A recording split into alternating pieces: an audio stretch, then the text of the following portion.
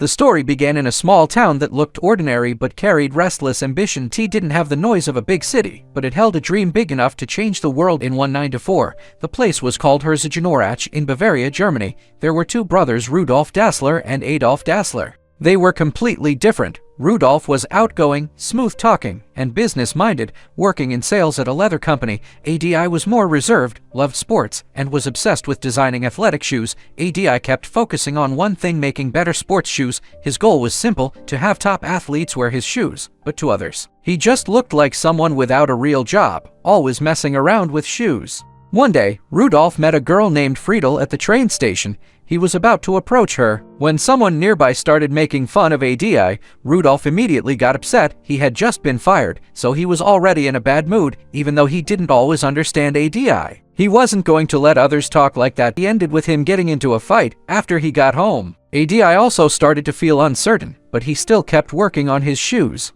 When ADI made shoes, he imagined athletes wearing them and standing on the podium. After hearing this, Rudolf's attitude began to change. He decided to team up with ADI. The next day, Rudolf handled the factory's electricity issue. Then they went to the bank for a loan, but the bank manager wasn't convinced. In his view, shoes should be tough and durable, and no one would buy lightweight athletic shoes. The loan was rejected on the spot. They were heading back. Rudolf ran into Friedel again. He brought her along to the factory. Not long after, they got married to the wedding. Rudolf invited the bank manager. While the mood was good, he had the manager try on ADI's shoes. The manager admitted the shoes were good, but he didn't trust Rudolf because of his past record. The loan was still denied. That was when ADI realized Rudolf hadn't left his job by choice. He had been forced out, but they didn't dwell on it. Since they couldn't get funding, they started small. ADI made the shoes. Rudolf sold them. Step by step,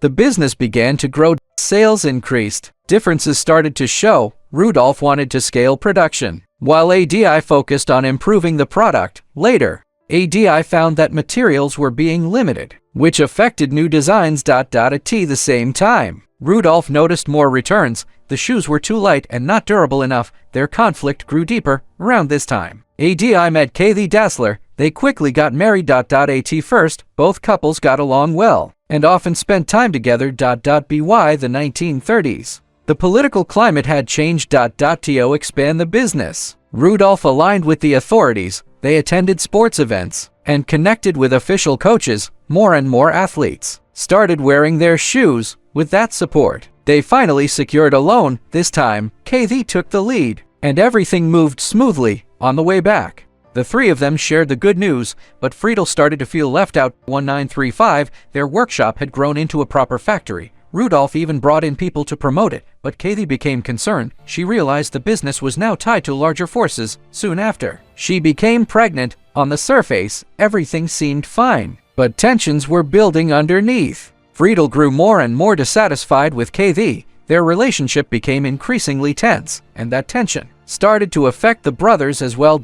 In Friedel's view, if she wanted to outdo Kathy, she first had to influence ADI. Interestingly, Friedel's words hit Rudolf's exact concern. ADI was already hard to deal with, and with a strong-willed Kathy involved, things became even more complicated. From that point on, Rudolf often opposed Kathy in business decisions. At the same time, he also objected to ADI supplying shoes to Jesse Owens. Rudolf giving shoes to a black athlete could bring serious risk. He even stated publicly that they would only provide gear to German athletes, but ADI didn't change his mind. Before the 1936 Olympics, he quietly took his shoes to Berlin. After trying them, Owens clearly approved. "This pair is going to help me win." By the time Rudolf found out, it was already too late. In 1939, the war broke out. Because of earlier issues, the Dassler factory was forced to shut down. Soon after, the government ordered them to produce military boots, but those orders had low profit margins and couldn't support the whole factory. At the same time, their hiring practices were questioned.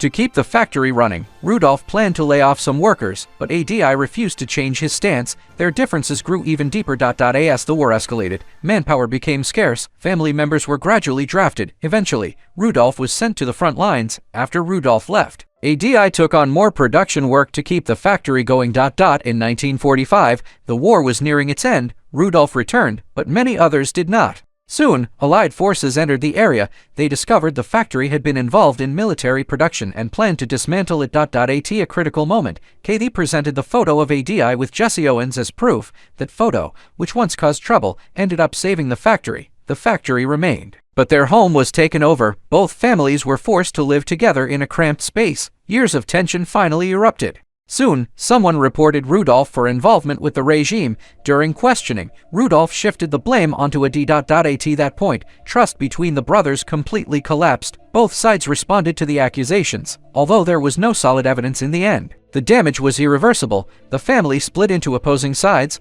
The conflict between Friedel and KD intensified. As the situation spiraled out of control, the families finally separated. In 1948, the Dassler factory officially split in two. Rudolf founded Puma, ADI founded Adidas. Rudolf took the sales team and client network. ADI kept the technical and production side.